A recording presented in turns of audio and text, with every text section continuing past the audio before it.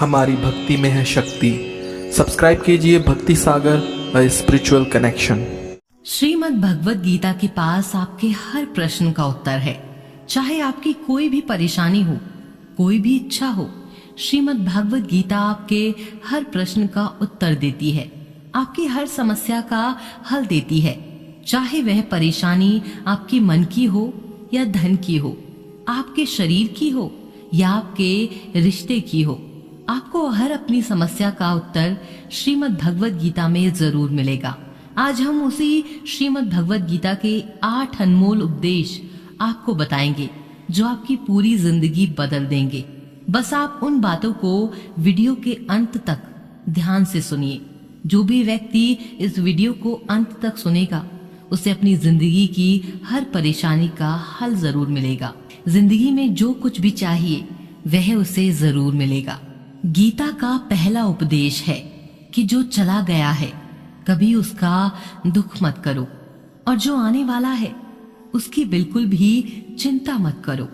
जब महाभारत का युद्ध चल रहा था तब अर्जुन ने श्री कृष्ण से कहा कि अगर युद्ध हुआ तो करोड़ों लोग मारे जाएंगे। जो सैनिक और योद्धा उस युद्ध में मारे जाएंगे उनकी स्त्रियों का क्या होगा, समाज कैसे आगे बढ़ेगा। और भी बहुत सी बातें अर्जुन ने विस्तार से कही हैं।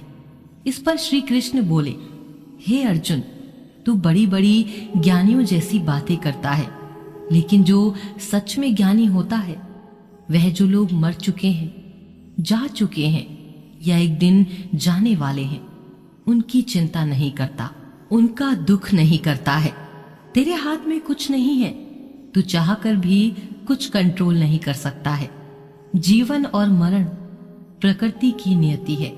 इसीलिए जो ज्ञानी होता है वह किसी के मरने पर भी रोता नहीं है। ज्ञानी जन ना ही बीते हुए कल का शोक करते हैं और ना ही आने वाले कल की चिंता करते हैं। इसीलिए जो होने वाला है वह होकर ही रहता है, और जो नहीं होने वाला है वो कभी नहीं होगा। ऐसा निश्चय जिसको समझ में आ जाता है, जिसकी बुद्धि में आ जाता है, उसे कभी कोई चिंता नहीं सताती, कोई दुख नहीं सताता। हमारे सारे दुखों का कारण ही यही है। या तो हम जो वक्त गुजर चुका है उसे सोचकर परेशान होते रहते हैं, या भविष्य की चिंता करके खुद को बीमार कर लेते हैं। गीता का ज्ञान हमें सिखाता है कि ना तो हम बीता हुआ कल बदल सकते हैं और ना ही आने वाले कल पर कंट्रोल कर सकते हैं।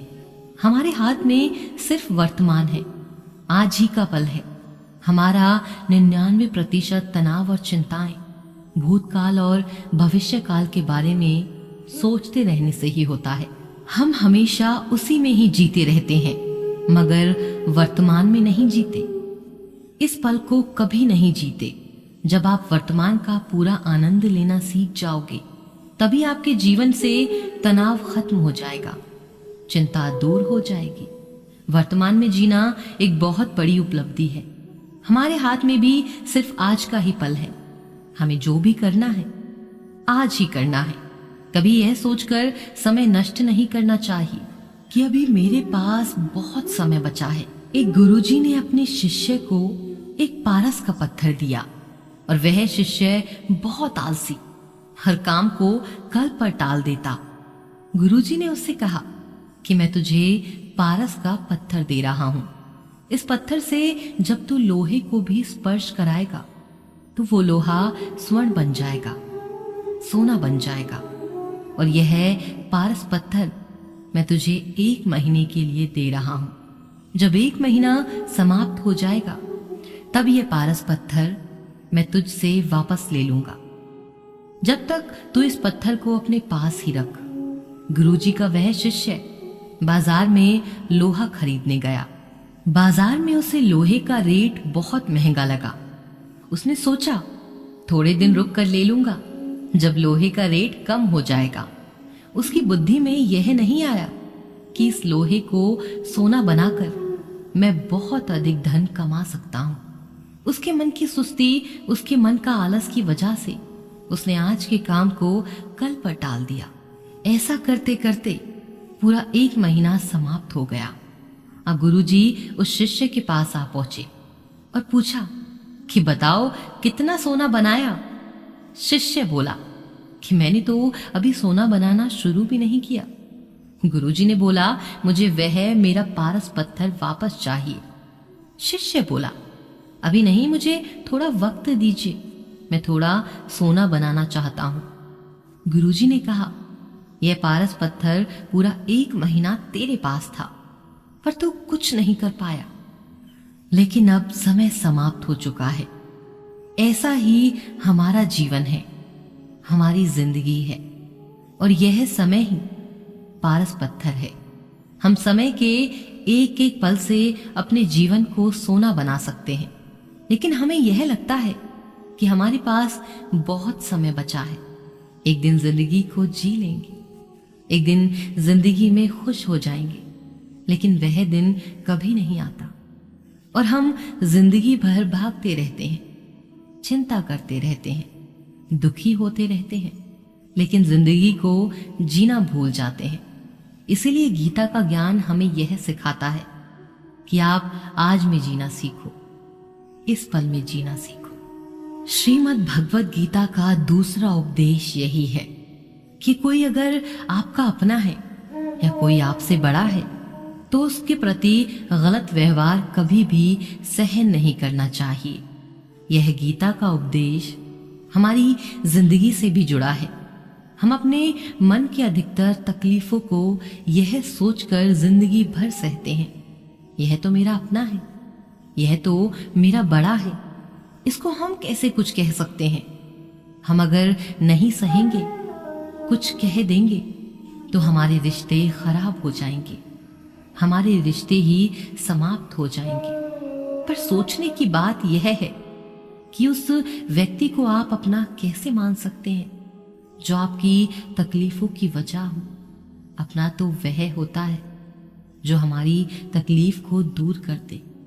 गीता का यह उपदेश है कि किसी को भी अपना फायदा मत उठाने दो, किसी को भी खुद पर जुल्म मत करने दो, क्योंकि आप जितना सहेंगे लोग आपको उतना ही और सहने के लिए मजबूर करेंगे। गीता का पहला अध्याय अर्जुन निषाद योग और दूसरा अध्याय जिसका नाम है सांख्य योग, उसके आरंभ में अर्जुन ने कृष्ण के आगे अपना दुख प्रकट किया है। हे केशव, मैं कौरवों से कैसे युद्ध कर सकता हूं? यह सब तो मेरे अपने ही हैं। मैं कैसे भीष्म पितामह और द्रोणाचार्य से युद्ध करूंगा, क्योंकि वह दोनों मेरे पूजनीय हैं। इसीलिए इन गुरुओं को मारने से तो अच्छा है कि मैं भिक्षा के अन्न को खाकर अपने जीवन का गुजारा करूं। और जिन कौरवों से मैं युद्ध करने जा रहा हूं वह धृतराष्ट्र के पुत्र मेरे भाई ही हैं, मेरे अपने ही हैं। इन सबको मारने से अच्छा है कि मैं सन्यासी बन जाऊं। तो श्री कृष्ण ने अर्जुन से कहा कि यहां कौन अपना है और कौन पराया है। जो अधर्म करता है उसके साथ युद्ध करना तुझे मोक्ष और मुक्ति देगा। तू अपने इस मन के भाव को त्याग दे, नहीं तो सारा जग तेरी निंदा ही करेगा, तुझे डरपोक कहेगा। बात अपने पराई की नहीं है, बात धर्म और अधर्म की है, बात सही और गलत की है। तू गलत ही सहेगा, उसका अंत नहीं करेगा तो गलत करने वालों को और बल मिलेगा, वह और भी गलत करेगा। इसीलिए मन के मोह को त्याग करके तू युद्ध कर। एक और कहानी भी है। जब अर्जुन के पुत्र अभिमन्यु की युद्ध में मृत्यु हो जाती है तब अर्जुन बहुत दुखी होते हैं, रोने लगते हैं। वो श्री कृष्ण से कहने लगे, मेरा पुत्र मर गया है, मैं यह दुख बिल्कुल भी सहन नहीं कर सकता, मैं अपने आप को समाप्त कर लूंगा। फिर भगवान श्री कृष्ण उसे आत्माओं के लोक में लेकर गए, जहां अभिमन्यु आनंद से बैठा हुआ था, क्योंकि उसने सत्योचित व्यवहार किया था। इसीलिए उसे उत्तम पद प्राप्त हुआ। जब अर्जुन अभिमन्यु के पास रोते रोते गया तो अपने पुत्र को देखकर बहुत प्रसन्न हुआ। उसे गले से लगाकर कहा, हे पुत्र, तेरे बिना तो मैं जी ही नहीं सकता। मैंने तो अपने जीवन की आशा का ही त्याग कर दिया है। तो अभिमन्यु कहने लगा कि आप कौन हैं? अभिमन्यु बोला, मैं तेरा पिता हूं और तू मेरा पुत्र है अभिमन्यु। तो अभिमन्यु कहने लगा कि कौन पिता कौन पुत्र? मेरे हजारों जन्म हुए, किसी जन्म में आप मेरे पिता बनते हैं और किसी जन्म में मैं आपका पिता बनता हूं। आत्मा का ना तो कोई माता होता है ना ही कोई पिता होता है। जब अर्जुन ने देखा कि मेरा पुत्र मुझे पहचान ही नहीं रहा है तो उसका सारा मोह खत्म हो गया। इसलिए गीता के इस उपदेश को ठीक से समझ लो कि यहां कोई अपना पराया नहीं है। जो बुरे वक्त में, तकलीफ के वक्त में साथ दे, सिर्फ वही अपना है, बाकी सब पराए हैं। गीता का तीसरा उपदेश यह है कि मौत से डरना बिल्कुल व्यर्थ है। श्री कृष्ण ने गीता में कहा है कि संसार मृत्यु लोक है। जिसका भी जन्म हुआ है वह एक दिन जरूर मर जाएगा। जिसका आरंभ हुआ है उसका अंत अवश्य होगा। हम इसे रोक नहीं सकते हैं। जैसे हम रोज कपड़े बदलते हैं वैसे ही हमारी आत्मा नया शरीर धारण करती है। मृत्यु सिर्फ इस जीवन का एक नया आरंभ है। इस जीवन का अंत नहीं है। आत्मा कभी नहीं मर सकती और ना ही इसे कोई मार सकता है। लेकिन मौत का डर मनुष्य को सबसे ज्यादा लगा रहता है। मौत का दुख भी इंसान को सबसे ज्यादा होता है। एक पेड़ में दो पक्षियों का एक जोड़ा रहता था। दोनों को एक दूसरे से बहुत प्रेम था। उन्होंने साथ जीने मरने की कस्में खाई थी। एक दिन वहां एक शिकारी आया और तीर चलाकर वहां बैठे मादा पक्षी को मार दिया। तो वह अकेला नर पक्षी रोने लगा कि मैं तुम्हारे बिना कैसे जी पाऊंगा। तुम्हारी जगह मेरी मृत्यु आ जाती, मेरा जीवन तुमको मिल जाता। रो रो कर बहुत विलाप करने लगा। इतने ही उस शिकारी ने दूसरा तीर चलाया और उस पक्षी को भी मार दिया। गीता में यह कहानी हमारी ही है। हम भी रोते रहते हैं जब कोई मरता है, क्योंकि हमें यह नहीं पता कि एक ना एक दिन हमारे जीवन में समाप्त हो जाएगा। हम भी उसी मृत्यु पेड़ पर ही बैठे हैं, लेकिन शरीर का मिटना हमारा अंत नहीं है। श्री कृष्ण ने अर्जुन से कहा कि हे अर्जुन, तेरे और मेरे अनंत जन्म हुए हैं। तुझे कुछ भी याद नहीं है, लेकिन मुझे सब याद है। जो व्यक्ति इस सत्य को समझ ले कि मैं यहां इस संसार में कुछ समय के लिए आया हूं, इसीलिए जिंदगी के सारे झगड़े, सारे दुख, सारी चिंताएं समाप्त हो जाएंगी। जब इस संसार से जाना ही है तो दुख किस बात का। पहले के जमाने में साधु महात्मा लोग पैदल यात्रा करते थे। यात्रा करते करते वो एक नगर में पहुंचे। वह महात्मा बहुत थक चुके थे। उस नगर में उन्होंने एक महल देखा। उस महल में जाकर विश्राम करने का सोचा और वह उस महल में जाकर सो गए। जब उस महल में वहां का राजा पहुंचा तो अपने पलंग पर उस साधु को सोता देखकर बहुत हैरान रह गया। राजा उस महात्मा से पूछने लगा कि तुम मेरे महल में कैसे घुस गए और मेरे बिस्तर पर सो रहे हो। महात्मा कहने लगा कि यह तुम्हारा महल है, मुझे तो लगा यह धर्मशाला है। राजा ने कहा कि आपको मेरा महल धर्मशाला कैसे लगा। महात्मा ने राजा से प्रश्न किया कि तुमसे पहले इस महल में कौन रहता था। तो राजा बोला कि मुझसे पहले मेरे पिता यहाँ रहते थे और उससे पहले मेरे दादाजी यहाँ पर रहते थे। महात्मा ने सिर्फ प्रश्न किया कि क्या तुम इस महल में हमेशा रहोगे या तुम्हारे बाद कोई और रहेगा। राजा ने कहा कि मेरे बाद मेरा पुत्र इस महल में रहेगा। राजा ने कहा कि मेरे बाद मेरा पुत्र इस महल में रहेगा। महात्मा ने राजा से कहा कि जिस जगह पर रहने वाले बार बार बदल जाते हैं उसे घर कैसे कह सकते हैं। वह तो धर्मशाला ही है। इसीलिए तेरे महल को धर्मशाला समझकर मैं इसमें रात बिताने के लिए आ गया। धर्मशाला जान जग को यहाँ सब मेहमान है। मोह इससे मत करो, सब स्वप्न का सामान है।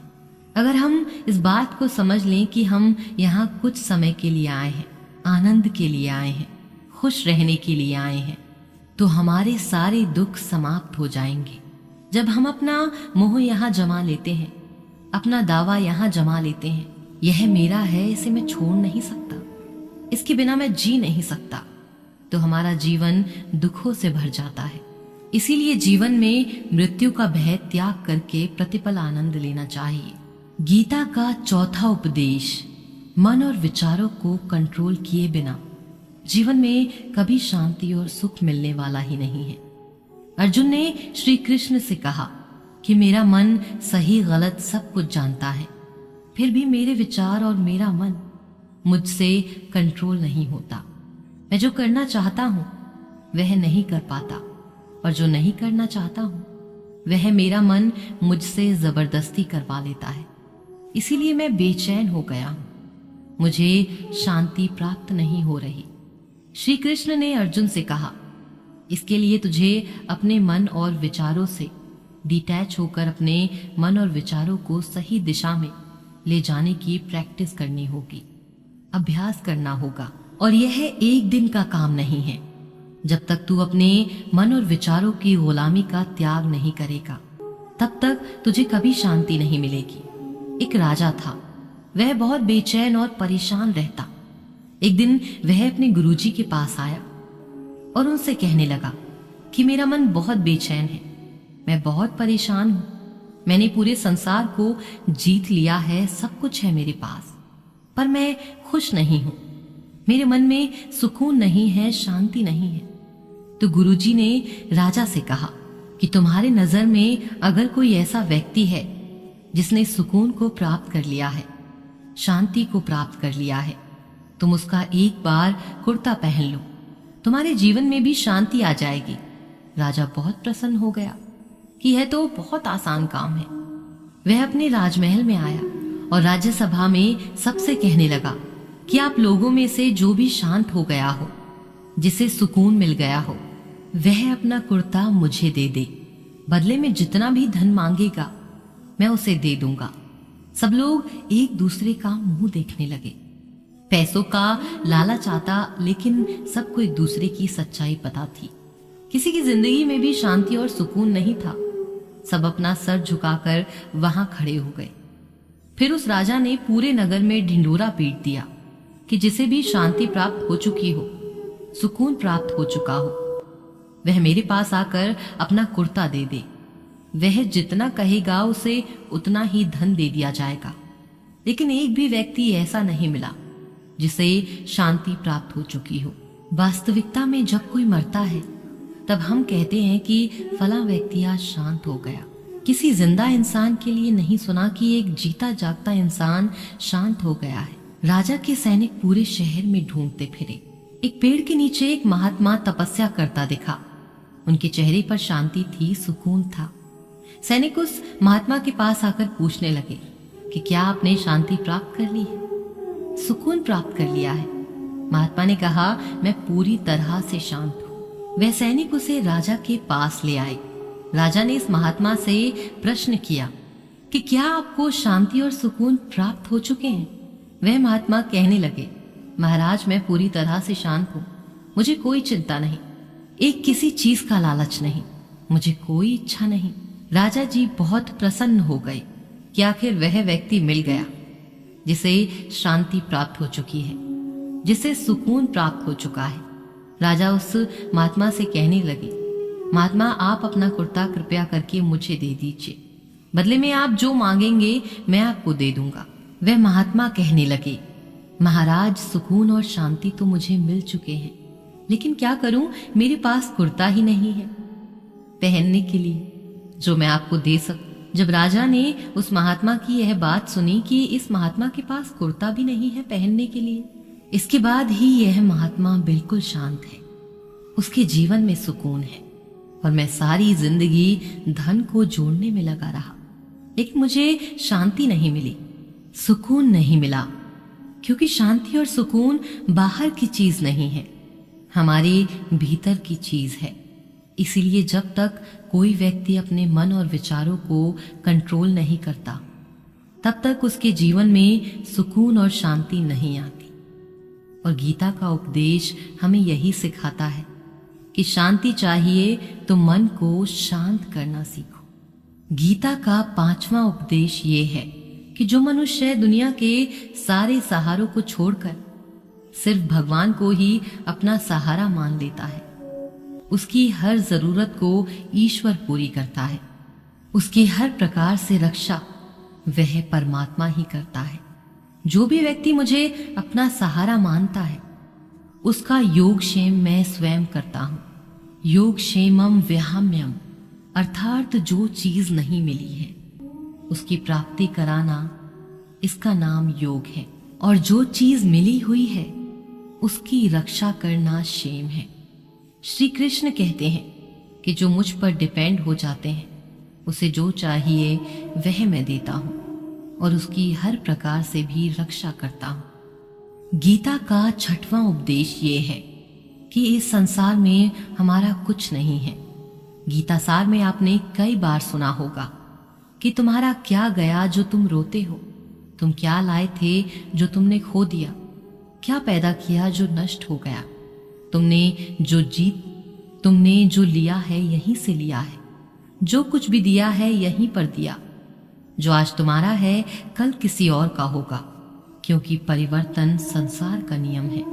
कल तक जिसके बिना आप जी नहीं सकते थे, आज उससे कोई रिश्ता ही नहीं है, बातचीत तक नहीं है। कहाँ गए वह जीवन भर के सारे रिश्ते, वो सारे मित्र जो साथ जीने मरने की कसमें खाते थे?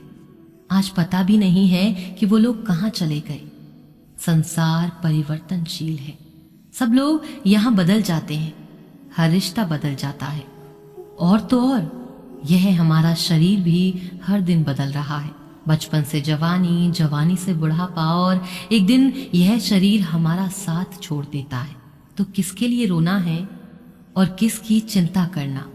हम सारी जिंदगी चीजों को, रिश्तों को बनाने में, सजाने में, संभालने में लगा देते हैं, लेकिन एक दिन सब कुछ बिखर जाता है।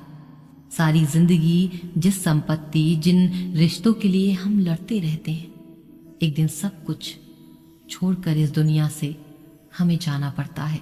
गीता का 7वां उपदेश हमें यह सिखाता है कि किसी से भी हद से ज्यादा मोह कभी मत करना। कृष्ण ने गीता का पूरा ज्ञान ही अर्जुन के मोह को नष्ट करने के लिए कहा है। यह मोह ही है जो इंसान को सबसे ज्यादा रुलाता है। वह इतना बलवान है कि शेर जैसे इंसान को भी गीदड़ बना देता है। जो अर्जुन युद्ध में देवताओं से भी जीत गया, पर अपने रिश्तेदारों को युद्ध में देखकर उसका हाथ कांपने लगा। वह बोला, हे केशव, मेरे हाथ में धनुष पकड़ने की ताकत भी नहीं बची है, मेरे हाथ कांप रहे हैं, मैं युद्ध नहीं कर पाऊंगा। यह मोह इतना पेनफुल होता है जिसकी पीड़ा ना सह पाने के कारण कई लोग अपनी जिंदगी खत्म कर देते हैं, आत्महत्या तक कर लेते हैं कि उस व्यक्ति के बिना हम जी नहीं पाएंगे। किसी से भी हद से ज्यादा मोह करोगे तो जीवन भर पीड़ा का ही सामना करना पड़ेगा। जो व्यक्ति अपने मोह से बाहर नहीं आता, उसका सब कुछ छिन जाता है, उसकी सारी खुशी खत्म हो जाती है। इसीलिए गीता का ज्ञान बार बार यही सिखाता है कि अपने मन के मोह को त्याग करके आप बलवान बनो, बुद्धिमान बनो, सत्य के दर्शन करो कि वास्तविकता क्या है। क्योंकि हमारा मोह हमें झूठ ही दिखाता है, झूठ पर ही विश्वास दिलाता है और दिल में झूठी उम्मीदें जगाता है, और यही हमारे दुखों का सबसे बड़ा कारण है। हम ही मोह कर लेते हैं, हम ही लोगों से उम्मीदें लगा लेते हैं, पर वास्तविकता बिल्कुल अलग होती है। लोग वैसे नहीं होते जैसा हम मान लेते हैं, जैसा हम समझ लेते हैं, क्योंकि मोह के कारण हमें सच्चाई नहीं दिख पाती, लोगों का असली चेहरा नहीं दिख पाता। गीता का उपदेश हमें यह सिखाता है कि जीवन में अगर आनंद और प्रसन्नता से रहना है, तो किसी से भी हद से ज्यादा मोह कभी मत करना। 8वां उपदेश यही है कि इस दुनिया में अगर आए हो तो दुख तो मिलेगा ही मिलेगा। दुख से कभी घबराना मत, दुख से कभी डरना मत। श्री कृष्ण ने गीता में कहा है कि यह संसार दुखों का घर है। जैसे औषधालय में औषधि मिलती है, पुस्तकालय में पुस्तक मिलती है, चिकित्सालय में चिकित्सा होती है, वैसे ही संसार को भी श्री कृष्ण ने एक नाम दिया है, दुखालय, जहां पर दुख मिलता है। दुख तो यहाँ हर किसी के जीवन में आता ही है, लेकिन अगर दुख आया है तो सुख भी आएगा। इसीलिए दुख से कभी डरना नहीं चाहिए, क्योंकि यह संसार दुखालय भी है और अशाश्वत भी है। अशाश्वत का मायना ही यही होता है कि यहाँ परमानेंट कुछ भी नहीं होता है। यहाँ सब कुछ बदल जाता है, दुख सुख में बदल जाता है और सुख दुख में बदल जाता है और सुख दुख में बदल जाता है, सम्मान अपमान में और अपमान सम्मान में बदल जाता है, खुशी दर्द में और दर्द खुशी में भी बदल जाता है, जीत हार में और हार जीत में। यहाँ कभी भी कुछ भी बदल सकता है, कुछ भी परमानेंट नहीं है।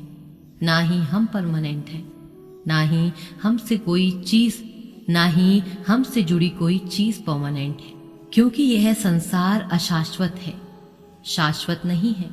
यहाँ सब कुछ बदलने वाला है, यहाँ कुछ भी परमानेंट नहीं है, यहाँ कुछ भी परमानेंट नहीं रहेगा। आपका दुख ही परमानेंट नहीं रहेगा, इसलिए दुख से कभी भी डरना नहीं चाहिए। गीता का यह उपदेश हजारों साल पुराना है, लेकिन आज भी नए से नया है। पूरे विश्व में गीता को सबसे ज्यादा पढ़ा गया है और सबसे कम समझा गया है। श्रीमद् भगवत गीता के ये उपदेश अगर कोई ठीक से समझ ले और उसे अपनी जिंदगी में उतार ले, तो यह बात पक्की है कि वह अपनी जिंदगी में जो चाहे वह हासिल कर सकता है। अपने जीवन की हर समस्या से वो एक पल में बाहर आ सकता है। श्रीमद् भगवत गीता के इन उपदेशों को हमें बार बार सुनना चाहिए। जब भी जीवन में कोई चिंता या परेशानी आए तो एक बार इस उपदेश को जरूर सुन लेना और मन में यह विश्वास रखना कि गीता का यह उपदेश आपको जीवन की हर परेशानी में अवश्य राह दिखाएगा।